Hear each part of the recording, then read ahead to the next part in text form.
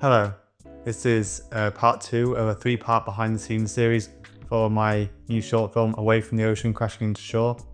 In this part, I'm going to be talking about shooting on Super 8 film, how I shot on it, developed it and scanned it at home by myself. I ended up shooting on, not this film, this isn't what I shot on, is it? I shot on Kodak Kodachrome 40, K40 Kodachrome 40 movie film type A, which I got on eBay for £8. It expired in, does it say on here? It doesn't say on this, but I believe it expired in 1994. So 30 years ago. Kodachrome 40 is a film stock, it's a color film stock, which not only isn't produced anymore, but you can't get developed anymore. The last lab closed down, I think, in 2011, so you can't get it developed anywhere. It was a color film, but I mean, I don't know all the details of it, but it was something about like you add in the color afterwards, the color isn't actually in the film, something like that. But what that means is you can develop it as black and white film instead of as color film, which is what I did. And that's also why it's so cheap online, because you can't really use it anymore. And then I shot that in my this camera, which is with a Nikon Super Zoom 8, which again I got on eBay, I think for like £15. It is automatic exposure. I couldn't control the exposure of it, which was a bit of a pain, especially because I'm shooting 30-year-old expired film. You know, you want to overexpose a little bit. For each decade, you usually want to overexpose by a stop, which I couldn't do. So I had to make up for that when I was developing it, which made super grainy footage, which obviously it was probably going to be super grainy anyway. But yeah, I had a lot of issues when developing it, which, yeah, let's talk about developing. So I developed in this, which is a standard Patterson tank. So this is Patterson tank.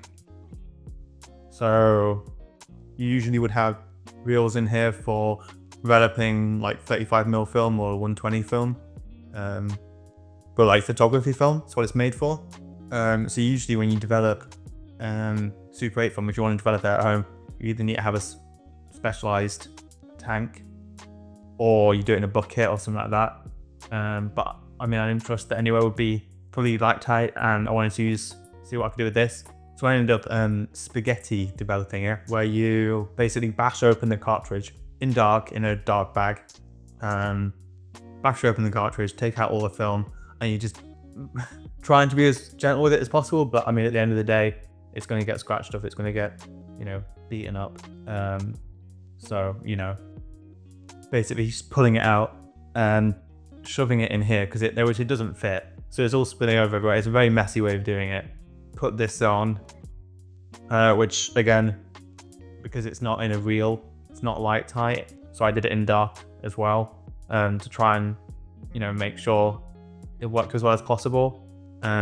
Because of how rough this way of developed is, it meant that it wasn't gonna ever turn out fully correct. I mean, I lost a lot of footage, I think. I don't really remember everything that I shot, so I don't know how much I lost, but I definitely lost some footage. So then put it in here, and then I used black and white chemicals. So I used Adonal, I believe, or Adonal 125 mixture with that diluted water in here, 15 minutes, constant agitation for the full 15 minutes.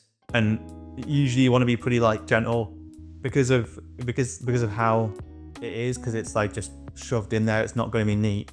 I was basically just like this the whole time, shaking it up, trying to get as much of the film developed as possible, and as evenly as possible.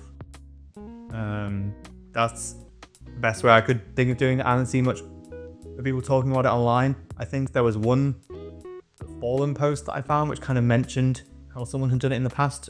I'll try and find that and link that. But most of this was just experimenting and hoping. So a lot of luck is involved. There was no like figuring it out. So what I ended up getting from that is this, which is the film. This is everything that I shot in Croatia. So when I hold it up to light, I can't see any images through it because it came out very, very dense. So you couldn't really see much of an image. And I initially thought that was because of the Remjet layer, which I kind of had heard about on these kind of old motion picture films. So I used a mixture of sodium carbonate and warm water, and then mixed that up, and then poured it out, and then a bunch of kind of black liquid came out when I did that. So I think that's washing off the Remjet layer. Did that a few times until it ran clear. Hung it out to dry on a washing rack. It was still super dense. I mean, you could tell the difference. It wasn't as bad. You can kind of see images. You know, if you hold it up to a light, you can kind of see some images, which is, you know, good. Onto scanning. So I scanned the film using this contraption, which is a Prinz Proofmaster editor, 240 volt lamp, whatever, which I was given by my friend's mum. And when I ran the film through it, so basically you should be able to, I don't know if you can see what I'm doing. There you go. So you should be able to put the film here, run it through here, wind it through, and then you get to see the image on the screen. Because there's a bulb inside, it lights up. Because the image is so dark, when I ran it through, you couldn't see anything. So, but I thought I could still use some of the components of it to scan the film, which brings me on to this, which is my DIY film scanner, which still uses parts of the Prinz Proofmaster editor.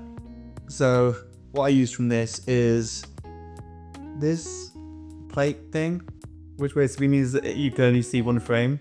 So it means it's easy to line it up. It's just a piece of wood. And then I used the reels on here, so I could hold the film much easier and go it through much easier. And then what I did was I used my phone torch, and I basically put my phone under here, shone the torch through, and then ran the film through, and used this macro ring between my camera.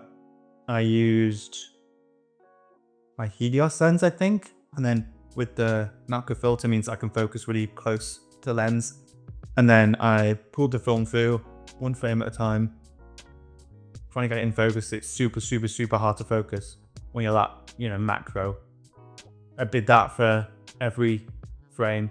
It took about a week, I want to say, to scan it all. I mean, I don't know how many hours, but it took a while to scan it all. Once I photographed each frame, I did it as a video, and then I just, tried to, because then, you know, I got as many frames as possible. So once I've done that, I've gone into DaVinci Resolve and tried to find the best frame of each frame. So like, what was the most in focus frame? You know, try and get the best shot. And then, so I went through and I just freeze framed. I cut out one frame of each of those. So I like running through. I don't know if that makes sense. I mean, I'll show what it looked like. So then once I've got all of that, which takes ages in its own right, like as a process, it probably takes longer than the actual scanning of the film, which takes ages. Trying to find each frame you're just going through is so monotonous. But yeah, did that. And then I used the fusion tracking in DaVinci. So I tracked the sprocket hole because I knew this was how I was going to do it, because I've done some laws of film before in a similar way. Not quite streamlined as this. This is kind of the evolution. In the past, it's been way harder to scan it, particularly Like I only made this for the this contraption. This I only made this this time. In the past, though, it's been much more DIY, much worse. Which like this but worse. Which was like a cardboard box before with cut out holes and lots of tape. So I knew what was in. I knew the process basically.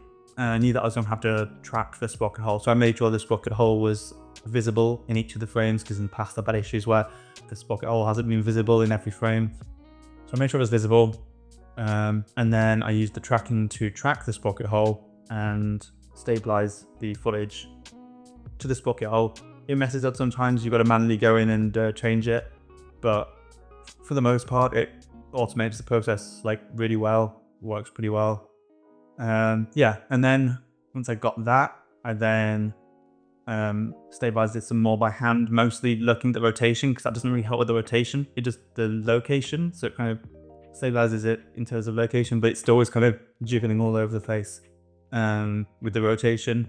So then I had to go in and change that by hand, just frame by frame, trying to line it up so it's roughly straight.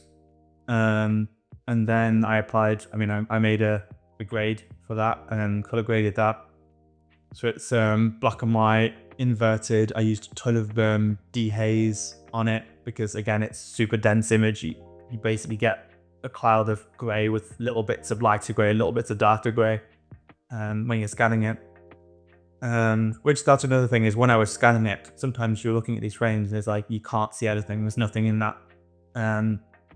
But it's worth still scanning it all, because sometimes you get on the computer, apply a grade, and it's like, whoa, there is an image there. It's not always the best image, but it looks like nothing when you're doing it here, and then you get on the computer, it suddenly is, works. Another thing to mention, I did that all in 4K, so that I could zoom in, because even with the macro filter, you don't want to go super close. You want to go super close, but you don't want to go like, you don't want to go as close as possible, because then the focusing just becomes impossible. So I kind of found a nice middle ground where it was still hard, but it worked with the focusing, and then I could punch in because the film's only in 1080p, so it's fine. So I punch in 1080p, and then stabilize, add my grade, dehaze. What else did I do? I think I added some additional grain on top, mostly because some of the frames weren't perfectly in focus. And so the grain is out of focus, so it's kind of jumpy with that. So I added some additional Super 8 grain, just a tiny bit, to make it a bit more consistent between shots. And that's how I did the Super 8. I think that's everything. Yeah, so I'll play all of the footage now, I guess, that I got. I think it's all of the film, but maybe not. So here's all of the footage that I got.